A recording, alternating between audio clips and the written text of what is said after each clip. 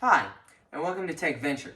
So today we have the update for the Samsung Galaxy Z Fold 5G, of course. But I do want to start with the kind of the bad things because for the price of this phone, you kind of want it to be sort of perfect. But the first thing isn't technically Samsung's fault. It's the apps. So some apps you'll actually have to kind of restart when you're using it. So like if you started on the front screen and then you opened up the phone, you would have to restart the app, or they would give you a little button right there to click. It would close the app and open it back up as the full screen. So maybe as foldable phones get more popular or more out there, then maybe they'll actually care about the apps for them. But as of right now, there's certain ones like built-in apps. Google's on it, so Google, if you start on the front screen and you actually open it up, it will continue and you don't have to reset it, and they'll actually expand for you. But like I said, that's not really a Samsung thing, or it's not Samsung's fault, so I wouldn't blame them for that. And like I said, as it gets on, they'll get better. But the next thing I do want to talk about is the camera. So, as you see, it does have 3 cameras on the back. Now, they're not bad. I don't want to say they're garbage, but for the price you're paying, it's not the best Samsung can offer, is the only thing that bothered me. I know they can do better, especially when they came out with the Samsung Galaxy S21, the Ultra as well. Those cameras are amazing. So, I mean, it kind of lacks on here. And then another thing is they say you can use this, or they said you can use the back camera for a selfie by opening the phone and then using the back camera to take the selfie. It'll just have the picture right here so you can see what you're doing. So like, for example, if you have it open and the camera was up, it would be right here. Good luck with that. It is really, it's actually pretty, it sounds easy, but trying to actually do it, especially when it's opened up, like I'll show you right now, it's like, you gotta do this, and then most of the time you'll be clicking something on there, most of the time you'll try and maneuver it, and it kind of gets in the way rather than a plus. So you end up using one of the front-facing cameras anyways, which brings me to them. There's 2 of them actually. There's one on the front, and there is one on the front of this screen as well, right there.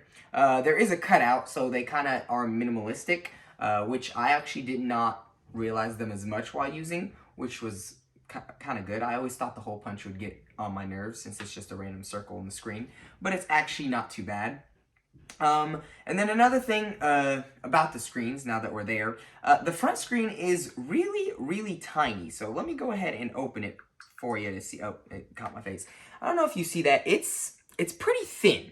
Now, the size of the phone is a normal size. Like, it is the same size as the iPhone 12 Pro Max, but it's just really, really thin. And texting on it, it gets pretty, I have small hands, and it still gets pretty annoying with me and hard, but I guess you could say I have fat fingers, but still, it's like, if you have huge hands, this is not gonna be the phone for you.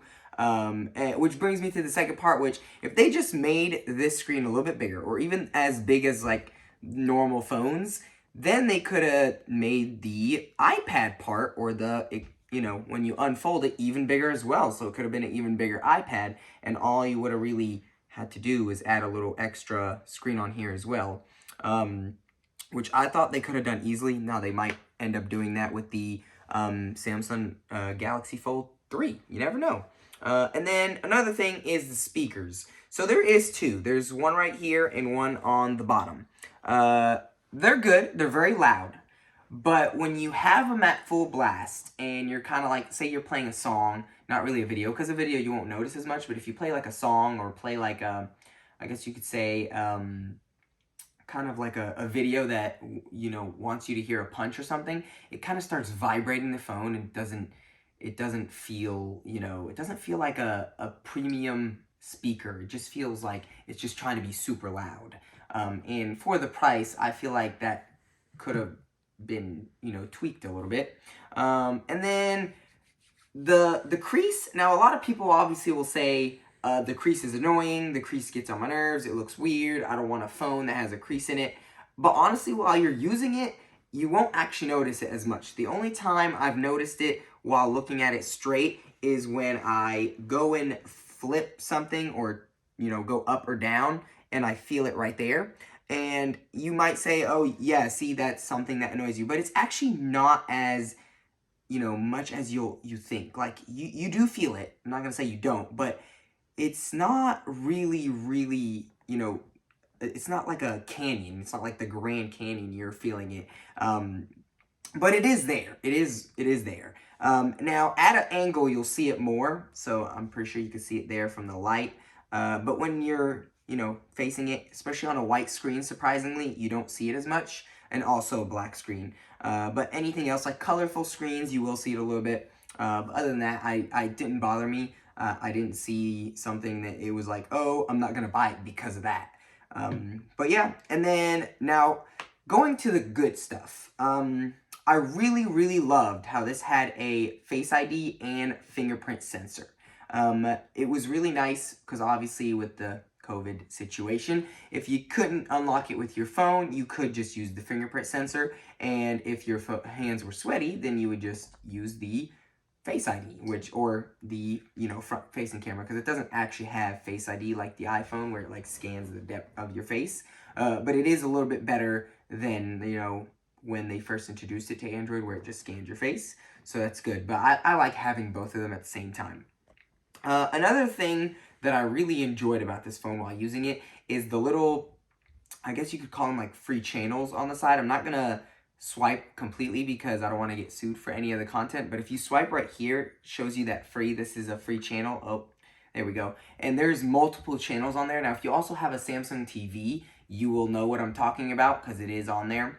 And you can just watch whatever, and it's completely free. All you need is Wi-Fi. I really enjoyed that because if I was like in the middle of something and I just wanted to pass the time away, I'd just swipe to the left and use my 5G to do it. The only reason I do that is because 5G is it's not at its height right now. It's still getting there. But that brings me on to the next one. 5G on this phone, I saw it was pretty good. It wasn't too bad. I didn't have any, misconnections or it like going down to LTE, which was a surprise because when I was using the iPhone, there was a couple times where it went down to LTE.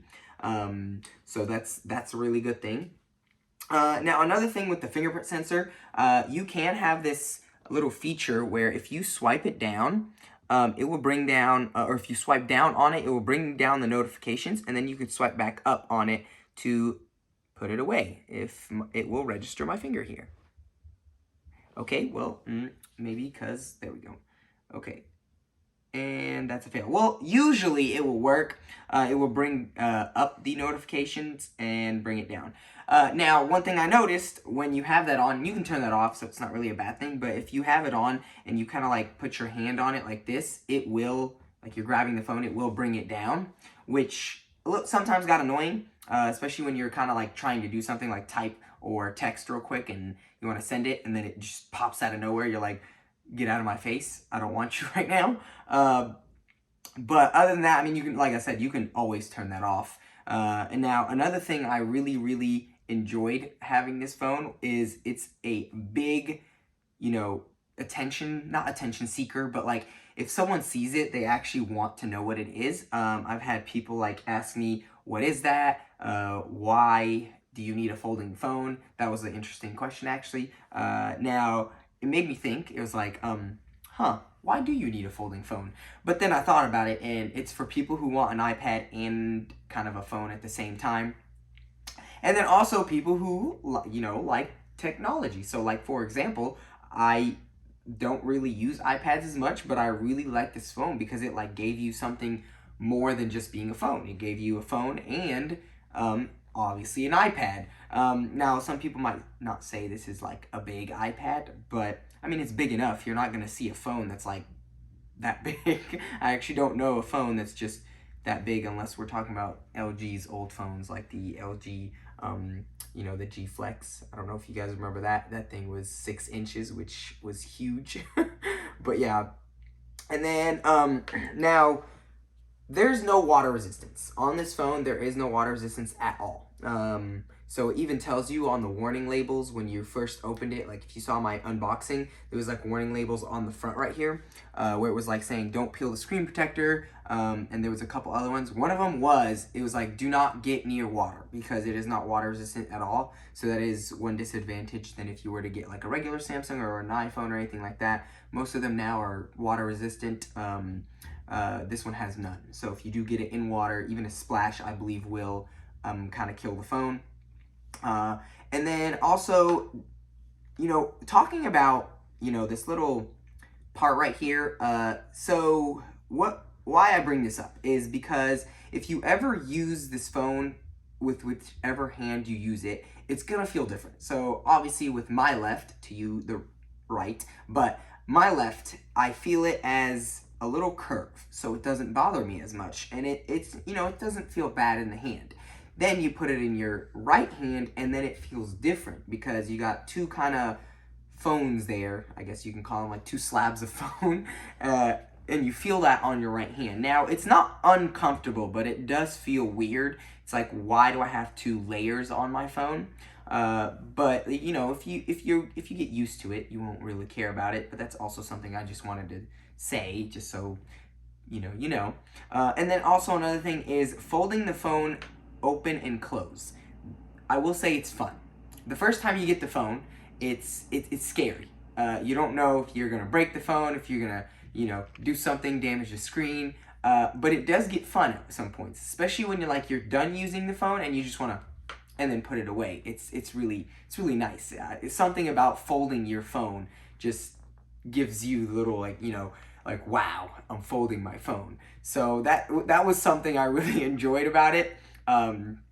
It was just cool to me. I like, you know, I like stuff like this, small gimmicks, big gimmicks, stuff like that. And then also you can use the phone like half folded. So for example, if you have YouTube open, so I'll open up YouTube here, and you have it on full screen. So let's pull up a video here. Let's pull up my last video. So like you have it on, a little getting used to. You know, ads, am I right? Nope. Let's skip that. So like you put it in full screen and then you half fold it, it will actually put the screen right here, and you can either look at the comments down here or text. Now I will say this is cool and all, so it is nice, but if you do this, you will notice the crease a lot more. Like as you see there, if you look where the crease is, you'll see that it does kind of glisten a little bit more. And also when you're scrolling, you can kind of, you know, tell that this is not going up here. So you do see it more. Now looking at it, it does make the color of that crease a little different. So if I put a white screen there, you'll see right there, it kind of lightens a little bit more. Now, you know, if it, like I said, most of the stuff on this phone, if it does bother you, then this is not the phone for you, but you can live with this. Like, I'm not saying like that's gonna make you like, oh, I'm done with this phone. But it is there. Now, the crease, like I said, if it bothers you, it bothers you. If it doesn't, then this phone is actually really cool. Another thing about calls. So if you do get a call or decide to call someone, the receiver is actually on the front, this screen right here. So if you do put it to your ear, you will hear it very well. Now, I have also called on the big screen. I guess you can call it big screen. And the receiver is loud enough. So the receiver is technically like right here. So the sound would be coming from here. So you can hear, if you were in like a normal place, not like too loud or anything like that, you can hear it while it's open. If you do put it to your ear as well, you will hear a little bit better as well, because I mean, sound does travel. But you will look like an idiot. Warning. Like, I'm gonna do it right now. If you were talking to your iPad like this, it will look weird. It's gonna look like there, like even like this side or even this side. It doesn't look like you are talking on a phone. It looks like you are talking on an iPad. But obviously, if you're on this, most likely you're using the screen, so you're just gonna put it on speaker, which then it does the two speakers on the bottom, so that's fine too. But you know, you don't get two receivers like you do get two cameras on here, so that's fine as well. I mean, it doesn't matter. You still get, you know, phone calls, and you can do it on either screen. Which brings me to Apple Pay. Samsung Pay. Sorry about that. Samsung Pay. If you don't know about Samsung Pay, it's really cool because you don't actually need the little logo that Apple Pay has to kind of use it. What it does is, if you haven't heard, is it kind of tricks the thing into thinking you are swiping a card. So what you do is you basically add your card, and then you use your fingerprint or Face ID. Actually, I think you can only use fingerprint because I haven't used the Face ID, so it is, I think, only fingerprint. And then you just put it where the kind of the magnet strip scanner is, and it will actually mimic a card being swiped. Which is really cool because you can do it anywhere, and I mean you can use it anywhere. The only place I had a problem was at Walmart, and that was because I think they know about Samsung Pay, and they kind of like stopped it because when I did it, it was like you are not allowed to use this form of payment.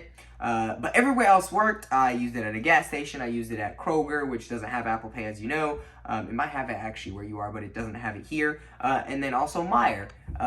Now Meijer does have Apple Pay, but I just tried using this and it did work as well. It's not like Walmart where it didn't allow me. Which I really actually enjoyed using because, like I said, you don't need to find that logo. You can just know you can use it. And then also one thing, this is not really about the phone, or not, I mean, bad or good about the phone, but if you actually do Samsung Pay, and then you kind of listen right here, you can kind of hear this like whir happening. I'm pretty sure that's probably like the magnet kind of like going up and down to trick the system. But I found that kind of like funny. And then another thing is Bixby Routines. Now this is obviously something on Samsung's themselves, but you can kind of talk about it on here because, you know, this is a Samsung. But Bixby Routines was really cool because what you can do is you can actually like kind of like, it's obviously a routine, but you get to choose where the place is. So for example, if I was at home, the phone would automatically turn off the do not disturb and higher the volume all the way for both media or phone calls. Whichever one you have it, you can set it, like I said, it's like customizable completely. Or if, like, say you go to work or to the office or something like that, and you want it to automatically go down, like, you know, iPhone has that little flip switch to, you know, silent the phone, while most Androids you just have to press the volume down all the way to the end. But with Bixby Routines, I really liked how it just did it for you automatically or just by location. Now, some people don't like, you know, when it tracks location, but that's up to you as well. I found it really easy. It was really fun. Now, about the cameras, now you can use the camera both on this screen and on the interior screen. I do want to show you one thing real quick. So if you pull up the camera app here, as you see, it is full screen. It will show the whole, you know, screen with the picture. But the problem with this is if you do open it up, obviously this screen is also full screen. If you do take a picture on the front screen and then you look at it, it will only show as big as that front screen. And if you do take a picture on this wide screen right here, on the iPad screen, I guess you can call it, it will also be this big. So if you open it on the front screen, it looks weird. Now, a way to get through that is you can actually change the ratio of the pictures, and if you match it with the front and back, they will all look the same no matter on which screen you open it, which I found kind of like I mean, if you don't have it set, then you probably should, because it's gonna get annoying if you take a picture on here and then open it up and you're like, oh no, I didn't want it to be that small. Especially if it's something you can only take a picture of real quick. For example, a car that's passing by, or like something you want to see real quick before, you know, or show it to someone. And finally, the kind of an amazing feature that no other phone offers as of right now is the reverse wireless charging. So to activate it, all you do is you bring down the notification center and then you just click on share power right there, and it will tell you whenever you're ready, do it. You'll just slap it like that. The phone will know that you have it like that, and I have a phone here to try. I'm gonna go ahead and slap it on there, and it will tell you that it's charging. It's really cool. Now, it also charges like headphones. I don't have any AirPods or any headphones with me as of right now, but it does work with anything that has a wireless charger. Now, fair warning, it does ruin the battery, so, or battery life, not the battery, but it does ruin battery life. So for example, if you are, this is kind of like your daily phone and you don't have anywhere to charge it until you get home after your work day, don't recommend offering juice to people. Don't be like, hey, my phone is cool, you can charge your phone, because you will end up with a dead battery before you get home. Now, if you're just charging it for like your headphones, like your Galaxy Buds, even your AirPods, I don't know why you'd have AirPods if you have a Samsung, but just in case you do, if you don't, discriminate against companies, you can do that, and it won't take as much as, like, say, a phone will. So it's a really cool thing, especially if you don't have like a charger, or like you're in a cubicle office or something like that, or like say you are working at a restaurant and you can't find a plug or something. You can always use your phone to put your to charge it on. But yeah, that is basically everything that I saw about the Samsung Galaxy Z Fold 2. But thank you guys for watching, and you have a great day or night whenever you are watching this.